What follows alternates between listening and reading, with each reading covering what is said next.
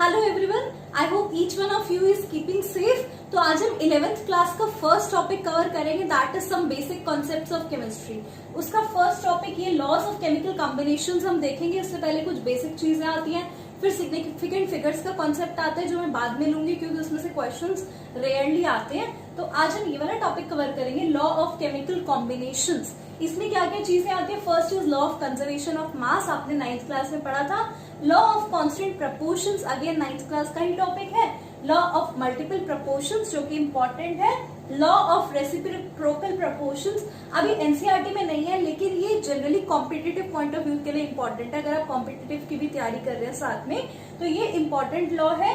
Next is Gay Lussac's law of gaseous volumes. तो ये सारे लॉज हम कवर करेंगे इस वीडियो में और इसके साथ साथ इंपॉर्टेंट क्वेश्चंस भी देखेंगे, इनके क्वेश्चंस कैसे पूछे जाते हैं। So without wasting any time let's start the first one. So the first law is law of conservation of mass. सबसे आसान चीज कि matter can neither be created nor be destroyed, ये आपने जूनियर क्लासेस में भी पढ़ा है। That is the total mass of the reactants is equal to the total mass of products. For example, मैं एक रिएक्शन परफॉर्म कर रही हूँ, A plus B gives C plus D. ये ABCD कोई भी चीजें हैं। लेट सपोज A हमारे पास प्रेजेंट है 2 ग्राम्स, है ना, और B प्रेजेंट है let suppose 8 grams. You have 2 grams of A and 8 grams of B, और आपको ना D दिया हुआ है, लेट सपोज D आपको 6 ग्राम्स दिया हुआ है। तो आपसे पूछा जाएगा क्वेश्चन में कि what quantity is of C की क्वांटिटी पूछी जाएगी। तो अब एक याद रखना, यहाँ लिखा हुआ है मास मतलब कि यहाँ पे मास कंप्यूट करना है, नंबर ऑफ मोल्स नहीं। इस चीज का ध्यान रखना। फर्स्ट थिंग यहाँ पे कंफ्यूजन होती है। वो कह रहे हैं matter can neither be created nor be destroyed, मतलब जो टोटल मास है वो कंजर्व रह रहा है, राइट। मास मतलब यहाँ 2 ग्राम्स थे A के, 8 ग्राम्स थे B के। तो यहाँ जब C और D कंबाइन करेंगे और A और D कंबाइन करेंगे, A एंड B जब कंबाइन करेंगे, that is the total mass of the reactants should be equal to the total mass of products. अब ये कंबाइन करके क्या बनेंगे? 8 प्लस 2 10 ग्राम्स बन रहे हैं। तो यहाँ भी प्रोडक्ट साइज क्या होना चाहिए? 10 ग्राम्स होना चाहिए। 6 ऑलरेडी है, तो C क्या होगा हमारा? C होगा 4 grams. That is easy enough. तो ऐसे ही क्वेश्चन आते हैं एकदम बेसिक लेवल के, ठीक है। एक और नॉर्मल क्वेश्चन आपको प्रैक्टिस करवाती हूँ इसका। So question is simple. 4.9 grams of KClO3 produces 1.92 grams of oxygen and the residue left behind, that is KCl, weighs 2.96 grams. तो आपको वेरीफाई करना है that this obeys the law of conservation of mass. अब वैसे तो law हमारा easy है, लेकिन क्वेश्चंस बता रही हूँ किस किस टाइप के आ सकते हैं। या तो आपसे डायरेक्टली पूछेंगे कि does this equation obey the law of conservation of मास और नॉट, तो आपको वेरीफाई करना है। सेकंड तरीका जो मैंने A प्लस B से समझाया कि आपको 3 चीजों का मास दिया होगा और आपको 4th चीज का मास निकालना होगा, इस टाइप का क्वेश्चन आ सकता है। या फिर थर्ड क्वेश्चन जो कॉम्पिटिटिव पॉइंट ऑफ व्यू के लिए इंपॉर्टेंट है, ऐसा क्वेश्चन आएगा कि आपको ना एक पर्टिकुलर इक्वेशन दिया हुआ है, उसका रिजल्ट दिया हुआ है, आपको ये बताना है दैट दिस पर्टिकुलर इक्वेशन और this particular thing obeys which law. अभी तो हमने एक पढ़ा लॉ ऑफ कंजर्वेशन ऑफ मास, लेकिन जैसे जैसे हम आगे पढ़ेंगे तो उसमें से क्वेश्चन अगर एमसीक्यू फॉर्म में क्वेश्चन उन्हें देना है तो वो ऐसा देंगे कि इनमें से कौन सा लॉ ओबे हो रहा है according to the given results, right. तो एनीवेज अभी सॉल्व करेंगे हम। KCl क्या है? KClO3 फॉर्म कर रहा है KCl plus O2, right. Balance कर लेंगे आप ये वाली इक्वेशन। तो क्या हुआ? यहाँ पे 3, यहाँ पे 2, इधर 2। इक्वेशन हमारी बैलेंस्ड है, लेकिन यहाँ बैलेंसिंग का कोई रोल नहीं है क्योंकि यहाँ मास का देखना है हमने, मास कंजर्व हुआ कि नहीं। तो ये क्या है? ये 4.9 ग्राम्स है। This comes out to be 2.96 and this is 1.92। तो इन दोनों का अगर हम ऐड करेंगे that again comes out to be 4.9 grams. तो हेंस जो हमारे रिएक्टेंट साइड जो मास था वही प्रोडक्ट साइड है। This obeys the law of conservation of mass. Questions मैंने बता दिए किस किस टाइप के क्वेश्चंस आ सकते हैं। अब हम नेक्स्ट लॉ पे जाते हैं, हमारे law of constant proportions. So the second law is law of constant composition or you can also say law of definite proportions. अब ये law क्या कहता है? A chemical compound is always found to be made up of the same elements combined together in the same fixed proportion by mass. Same fixed proportion by mass. अब ये समझते हैं हम कि ये same fixed proportion by mass का क्या मतलब है। Let's suppose water molecule लेते हैं। वाटर मॉलिक्यूल क्या होता है? H2O। अब H2O में 2 एलिमेंट्स हैं, हाइड्रोजन और ऑक्सीजन, यही 2 एलिमेंट्स हैं वाटर में।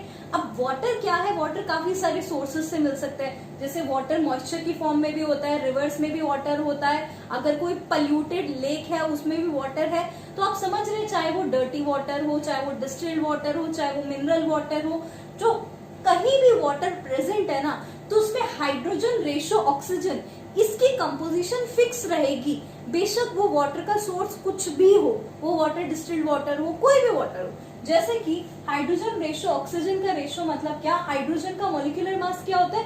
फर्स्ट ऑफ ऑल हमें ये चीज याद रखनी है कि इसमें मॉलिक्यूलर मास इन कंसिडरेशन देखना है, हमें इसका एटॉमिक नंबर नहीं देखना, मॉलिक्यूलर मास देखना है, या फिर एटॉमिक मास बोल सकते हैं। तो हाइड्रोजन 2 मॉलिक्यूल्स है, इसका मॉलिक्यूलर मास क्या होगा 2, ऑक्सीजन का मॉलिक्यूलर मास क्या होगा 16, राइट। तो 2:16 ये चीज फिक्स रहेगी। 2:16 को अगर मैं फर्दर डिवाइड करती हूँ तो क्या बनता है 1:8, मतलब वाटर मॉलिक्यूल में हमेशा हाइड्रोजन रेशो ऑक्सीजन का जो रेशो है that will be equal to 1:8, चाहे वो वाटर किस मर्जी सोर्स से मिला हो।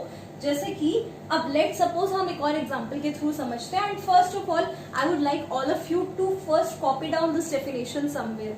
क्या होगा, आप साथ साथ में लिखोगे ना तो आपकी ये डेफिनेशन की प्रैक्टिस भी होगी, आपके स्कूल लेवल की भी तैयारी होगी कि एक बार चलो हाथ से लिख खुद। ऑल्दो हर बुक में यही डेफिनेशन दी हुई है, हर बुक पढ़ा तो नहीं सकती ना आपको, तो पढ़ाने का एक डेफिनेट तरीका होता है। जब यहाँ मैं समझा रही हूँ तो that would be more efficient अगर आप साथ साथ नोट डाउन करो, बाकी आपकी चॉइस है।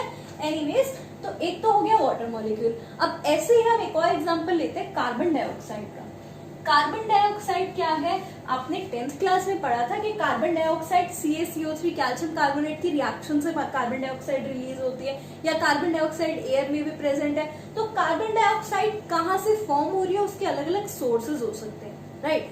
लेकिन ये लॉ क्या कह रहा है कि मॉलिक्यूल कोई मर्जी हो, कहीं से ऑब्टेन हुआ हो, लेकिन उसकी जो प्रपोर्शन है ना उसके एलिमेंट्स की वो सेम रहेगी। जैसे कार्बन रेशो ऑक्सीजन, कार्बन का मॉलिक्यूलर मास क्या होता है 12, ऑक्सीजन 2 मॉलिक्यूल्स है तो कितना होगा 16 to the 32, दैट इज 12:32। या फिर अगर इसको हम डिवाइड करें तो क्या बनता है 3:8। तो कार्बन और ऑक्सीजन का रेशो 3:8 ही रहेगा, बेशक ये कार्बन डाइऑक्साइड कहीं मर्जी से मिली हो, राइट। यही हमारा लॉ ऑफ कांस्टेंट कंपोजिशन और लॉ ऑफ डेफिनेट प्रोपोर्शन से बोल सकते हैं। डेफिनेट प्रोपोर्शंस मतलब एक डेफिनेट रेशियो रहता है उस मॉलिक्यूल का, राइट। यही लॉ हमारा कहता है, अगेन 9th क्लास में पढ़ा हुआ था, लेकिन अब क्या है थोड़ी सी डीप अंडरस्टैंडिंग रहेगी। तो क्या है क्वेश्चंस ना, क्योंकि ये बहुत सिंपल लॉ है तो क्वेश्चन ऐसे डायरेक्ट नहीं पूछे जाएंगे, आपसे कभी कभार ऐसा क्वेश्चन पूछ लेंगे कि लॉ ऑफ डेफिनेट प्रोपोर्शंस, इनकी कोई एक्सेप्शंस होती है क्या, क्या कोई ना कोई ऐसी लिमिटेशन हो जहां ये वाला लॉ वैलिड ना हो। तो पहले हम लिमिटेशंस पढ़ते हैं इस लॉ की। अगेन कॉम्पिटिटिव लेवल के लिए इंपॉर्टेंट है, आपका अगर स्कूल लेवल की तैयारी कर रहे हैं तो सिंपल ही क्वेश्चंस आएंगे, ठीक है। तो एक बार इनकी लिमिटेशंस देखते हैं हम। सो मैंने यहाँ लिमिटेशंस लिख दिया। First limitation is that it is not valid for isotopes. Isotopes क्या होते हैं, atoms of same element having same atomic number but different mass number. अब जैसे ही हमने वाटर का एग्जांपल लिया H2O, राइट, और हाइड्रोजन की जगह मैं इसके लिए दूसरा आइसोटोप लगा लेती हूँ। आपको पता है हाइड्रोजन के 2 और आइसोटोप्स होते हैं, ड्यूट्रियम एंड ट्रीटियम। तो मैंने D2O लिख दिया, राइट। और आपको पता है हाइड्रोजन का मॉलिक्यूलर मास 1 होता है और ड्यूट्रियम का मॉलिक्यूलर मास 2 होता है, तो यहाँ रेशियो चेंज हो जाएगा ना। सिमिलरली अगर मैं CO2 का एग्जांपल लूं, कार्बन के भी 2 आइसोटोप्स होते हैं, कार्बन 12 एंड कार्बन 13। एक बार मैं मॉलिक्यूलर मास कार्बन का 12 ले लूं और एक बार कार्बन 13 ले लूं, राइट। ये CO2, ये हो गया 13, मतलब कार्बन का ये वाला आइसोटोप है, यहाँ आइसोटोप अलग है। अब जैसे आइसोटोप अलग होगा तो ये लॉ ऑफ डेफिनेट प्रोपोर्शंस हमारा इनवैलिड हो जाएगा, क्योंकि यहाँ मॉलिक्यूलर मास अलग है तो फिर वो प्रोपोर्शनेट नहीं होगा इसके, राइट। एक तो ये लिमिटेशन है। Next is the elements might combine in the same ratio but the formula may be different. मतलब कई बार ऐसे भी होता है कि हो सकता है आपको डेफिनेट प्रोपोर्शंस लॉ वैलिड होता दिखाई दे, जैसे C2H5OH और CH3OCH3। अब इन दोनों में कार्बन कितने हैं, दोनों में कार्बन 2 है, नंबर ऑफ कार्बन देख रही हूँ मैं। हाइड्रोजन कितने हैं, दोनों में हाइड्रोजन 6 है, और ऑक्सीजन दोनों में 1 ऑक्सीजन प्रेजेंट है।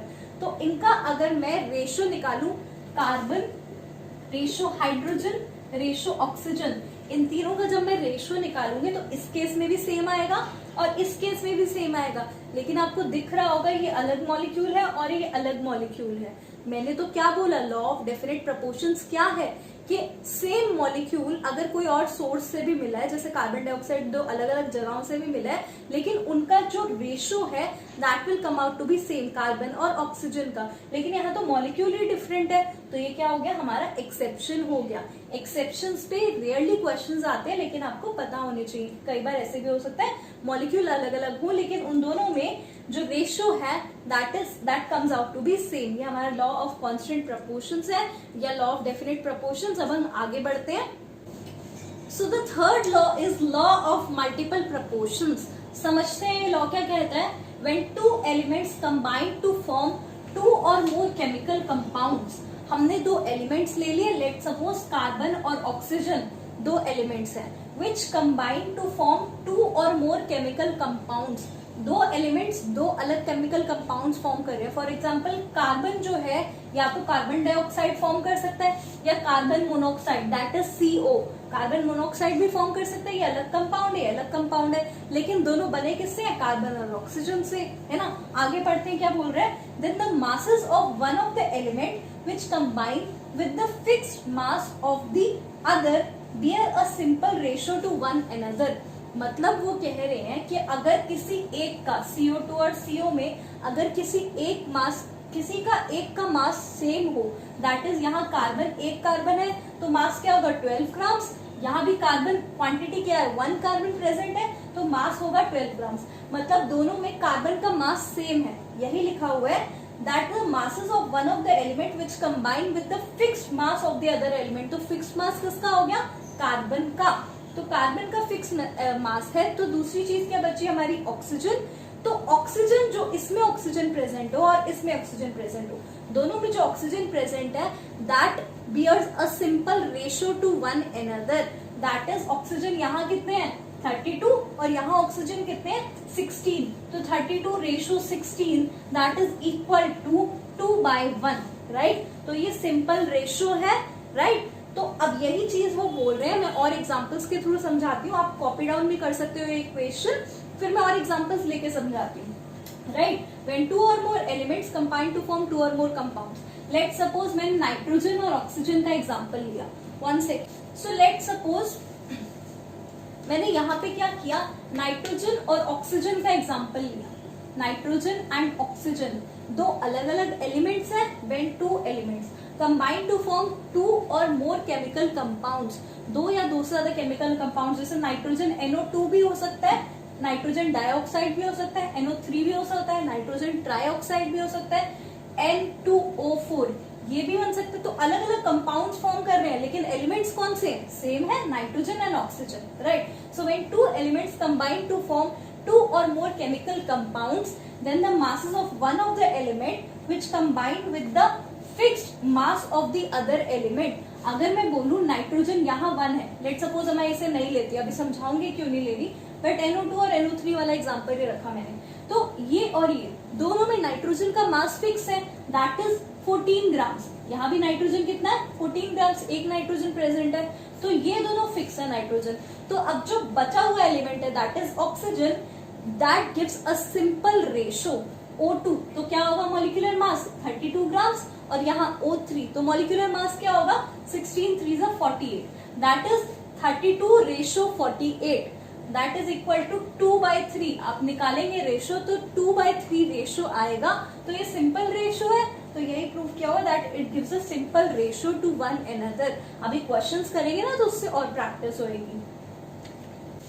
तो मैंने यहाँ कार्बन के 2 ऑक्साइड्स लिख लिए हैं, CO फर्स्ट ऑक्साइड में कार्बन का मॉलिक्यूलर मास दिया हुआ है और ऑक्सीजन का दिया हुआ है, ऐसे ही सेकंड ऑक्साइड में कार्बन और ऑक्सीजन का दिया हुआ है। अब क्वेश्चन करने का क्या तरीका, पहले आप खुद प्रैक्टिस कीजिए, क्वेश्चंस कॉपी में सॉल्व हो रहे हैं कि नहीं हो रहे, फिर उसके बाद बोर्ड पे देखिए, उससे आपके क्वेश्चंस की प्रैक्टिस ज्यादा अच्छी होगी।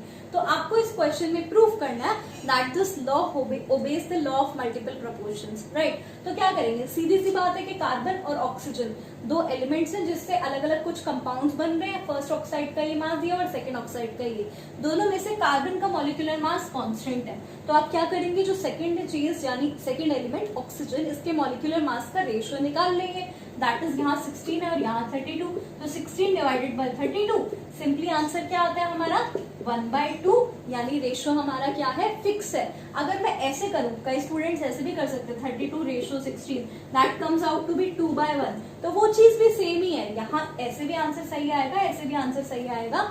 आपको बस ये निकालना है कि इनका रेशो जो है ये सिंपल रेशो आता है। अब लेट सपोज ये तो हमारा सिंपल लेवल का क्वेश्चन था, मैंने क्या किया, यहाँ पे कुछ और दे दिया, जैसे यहाँ 24 ग्राम्स है, ठीक है, और यहाँ पे 64 ग्राम्स कर दिया।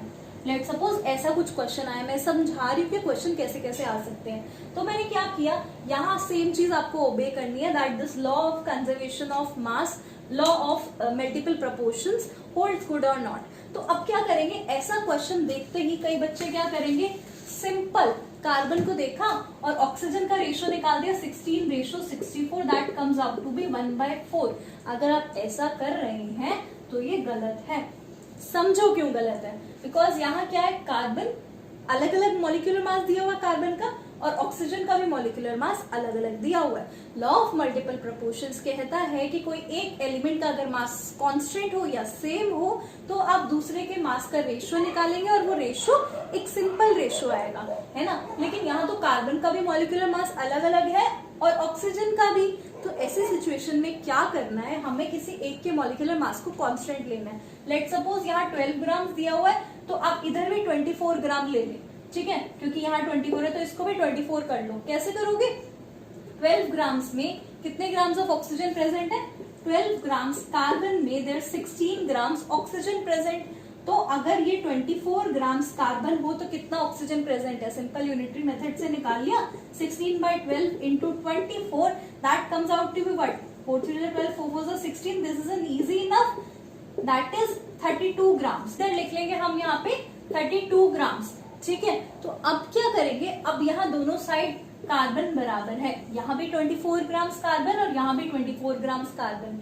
ये 24 ग्राम्स कार्बन अगर प्रेजेंट है तो इसके साथ रिएक्ट कितना कर रहा है, हमने निकाल लिया 32 ग्राम्स।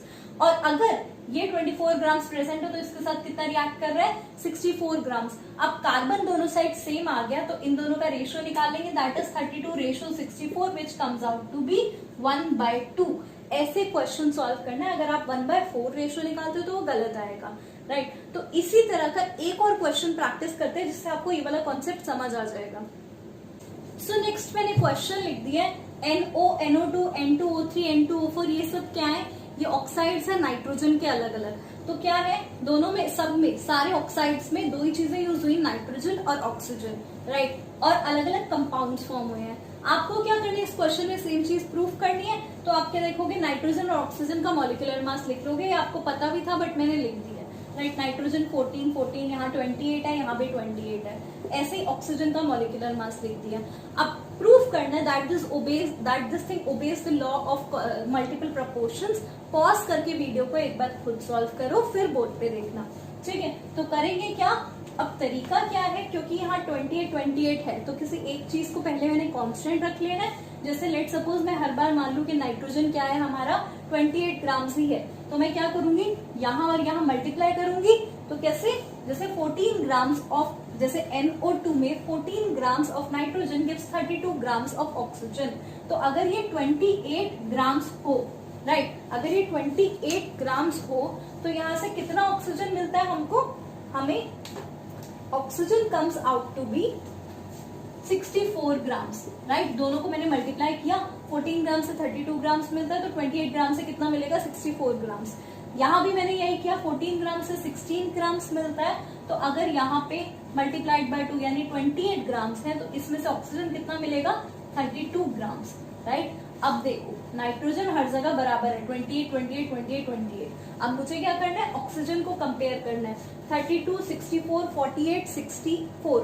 तो क्या है, जब मैं इसको कंपेयर करती हूँ, 64 यहाँ है, ठीक है। तो मैंने जब इसको कंपेयर किया तो रेशो आया हमारा 32:64, that comes out to be 1/4, that comes out to be 1/2। So यहाँ चीज क्या हुई, ये वाला रेशो क्या है हमारा 1/2, तो 32/64 ये रेशो 1/2 आता है। अगर इसका और इसका रेशो निकाले तो 2/3 आएगा और इसका रेशो निकाले तो 1/2 आएगा। बात यह है कि इनमें से कोई दो चीजों का रेशो आप निकालेंगे, that will come out to be a simple ratio, right. अब सिंपल रेशो समझते हैं क्या होता है। सिंपल रेशो मतलब 1/2, 1/3, 1/4, 2/3, ऐसा कुछ, या फिर 3/4, ये होता है हमारा सिंपल रेशो। अगर कहीं आपका रेशो ऐसा कुछ आ रहा है 3/8 या 9 लेट सपोज कुछ अलग सा नंबर आ रहा है, लेट सपोज 5/9, तो ऐसे रेशोज नहीं आएंगे, एक सिंपल रेशो आएगा जैसे ऐसा, राइट। तो इस चीज का ध्यान रखना है हमें। अगर आंसर ऐसा आ रहा है मतलब आपका आंसर कहीं ना कहीं गलत है। तो इसके साथ हमारा ये लॉ खत्म हो जाता है, हम नेक्स्ट लॉ पे आते हैं। सो फोर्थ है हमारा लॉ ऑफ रेसिप्रोकल प्रपोर्शंस। आप समझते हैं ये क्या होता है, एनसीईआरटी में नहीं है लेकिन हम इजीली समझ जाएंगे। ये स्टेटमेंट पढ़ते हैं, the ratio of masses of two elements A and B. Let suppose दो एलिमेंट्स है ए एंड बी, वो मैं एलिमेंट्स मान रही हूँ सल्फर और ऑक्सीजन, दो एलिमेंट्स हैं सल्फर और ऑक्सीजन से अगर एक कंपाउंड फॉर्म करे तो क्या होगा, SO2, which combine with the fixed mass of the third element C। तो सल्फर और ऑक्सीजन जो दो एलिमेंट्स है ना, ये कंबाइन करते फिक्स्ड मास के साथ of the element C, that is carbon. Carbon हमारा तीसरा एलिमेंट है, तो कार्बन और सल्फर कंबाइन करते टू फॉर्म CH2 और कार्बन और ऑक्सीजन कंबाइन करते टू फॉर्म CO2। अभी कुछ भी हो सकता है, कार्बन डाइऑक्साइड की जगह कार्बन मोनोऑक्साइड भी हो सकता है, मतलब कोई भी कंपाउंड जो कार्बन और ऑक्सीजन से बना हो, ठीक है। तो ये हमारे तीन कंपाउंड्स फॉर्म हो गए। is either the same or simple ratio in which A and B combine together with each other।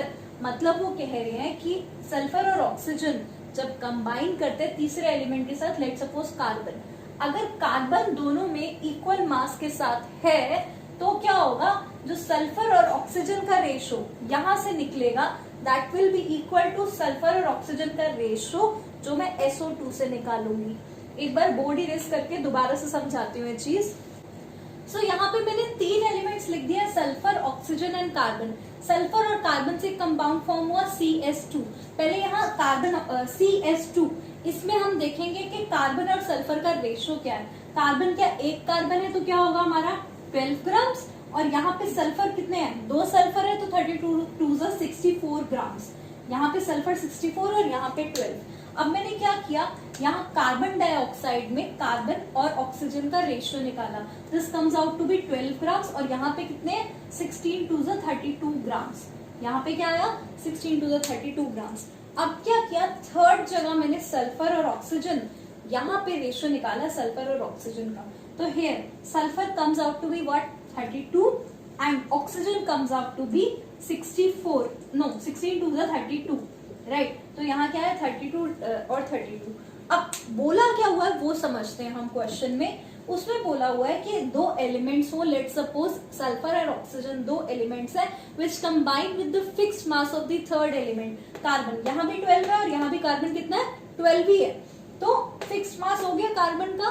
तो इसमें से CH2 और CO2, इसमें सल्फर और ऑक्सीजन ही बचा हुआ एलिमेंट है हमारा।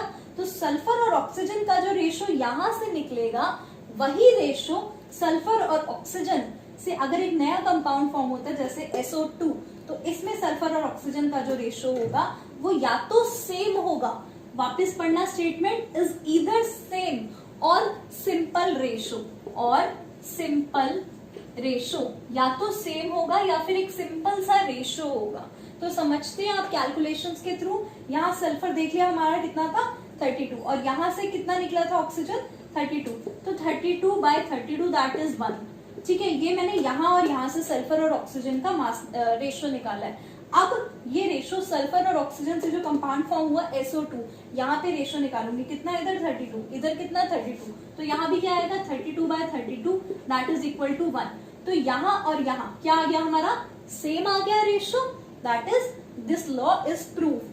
अब एक और चीज लेते हैं, ये तीन एलिमेंट्स लिए और इसके थ्रू एक बार आप पहले खुद करके देखो कि होता है कि नहीं, फिर उसके बाद मैं समझाऊंगी। सो नेक्स्ट एग्जांपल में मैंने क्या किया, नाइट्रोजन, ऑक्सीजन और हाइड्रोजन तीन कंपाउंड्स थे। लेट सपोज यहाँ पे नाइट्रोजन और ऑक्सीजन ने कंपाउंड बनाया N2O3, यहाँ पे ऑक्सीजन और हाइड्रोजन ने कंपाउंड बनाया H2O, और नाइट्रोजन और हाइड्रोजन ने कंपाउंड बनाया NH3। अब मुझे प्रूफ क्या करना है, अगर एक पहले सेम हो तो मैं दूसरे का रेशियो निकाल सकती हूँ। लेट सपोज पहले यहाँ देख लेते हैं नाइट्रोजन कितना है, 14 2 28, N2O3 में नाइट्रोजन कितना है 28, तो ऑक्सीजन कितना है हमारा, ऑक्सीजन हो गया 3 है तो 16 3 48। यहाँ पे देख लेते हैं ऑक्सीजन और हाइड्रोजन कितना है, ऑक्सीजन कितना होगा यहाँ पे 16 और हाइड्रोजन कितना होगा हमारा 2, हाइड्रोजन 2 ऑक्सीजन 16। अब मैं थर्ड केस में देख रही हूँ, दैट इज NH3। तो NH3 में हमारा यहाँ पे नाइट्रोजन कितना है 14 एंड यहाँ पे हाइड्रोजन कितना है 3। तो वो बोल रहे हैं कि अगर दो एलिमेंट्स कंपाउंड फॉर्म कर रहे हैं keeping the mass of the third element constant. अब देखो 48 16 28 14 3 2, कहीं भी कोई एक भी एलिमेंट ऐसा नहीं है जिसका मास कांस्टेंट हो। तो करना क्या होगा, हमें पहले मास कांस्टेंट करना होगा।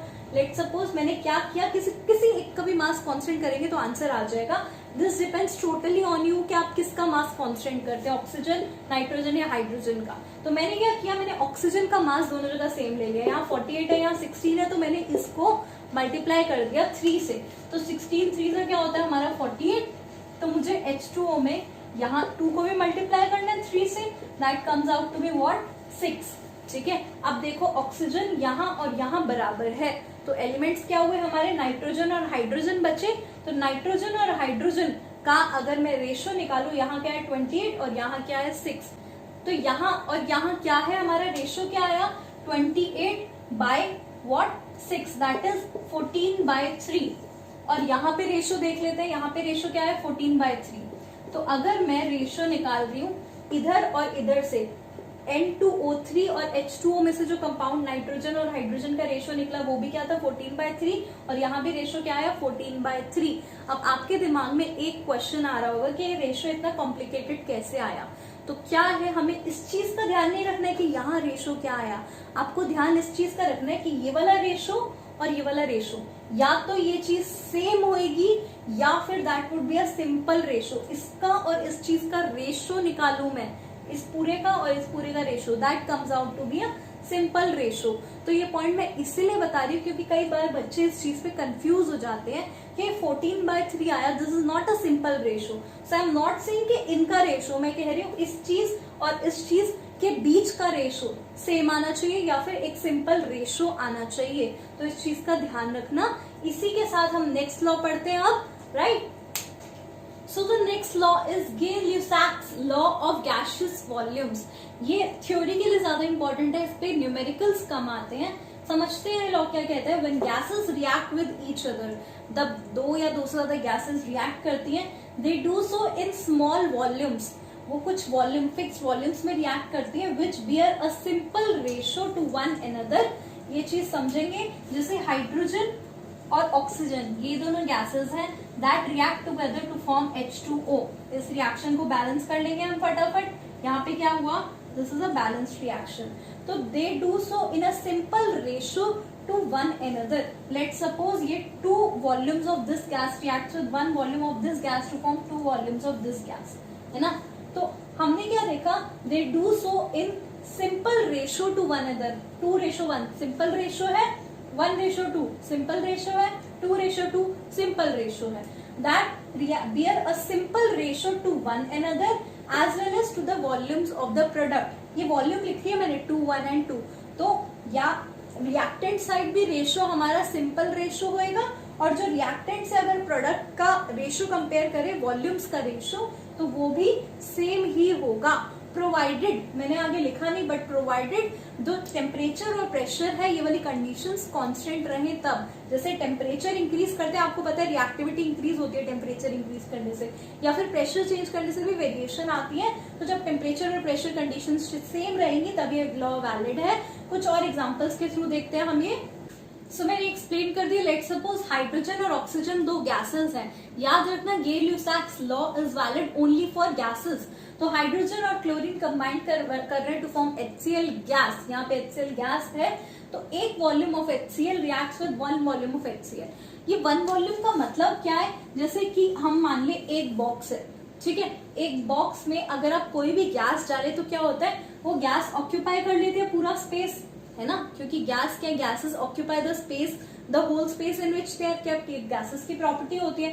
तो एक वॉल्यूम मतलब एक बॉक्स मान लिया, ठीक है। तो क्लोरीन गैस का भी एक बॉक्स यानी एक वॉल्यूम। समझ रहे हैं मैं बॉक्स क्या कह रही हूँ? That is a way of representing के गैसेस क्या होती हैं, एक फिक्स्ड वॉल्यूम ऑक्यूपाई कर लेती है जिसमें वो प्रेजेंट होती है, राइट। तो एक volume of this gas reacts with one volume of this gas to form two volumes of this gas. अब ये रेशो क्या है, लॉ क्या कह रहे हैं, 1:1 फिक्स है, 1:2 फिक्स है, 1:2 यहाँ भी फिक्स है।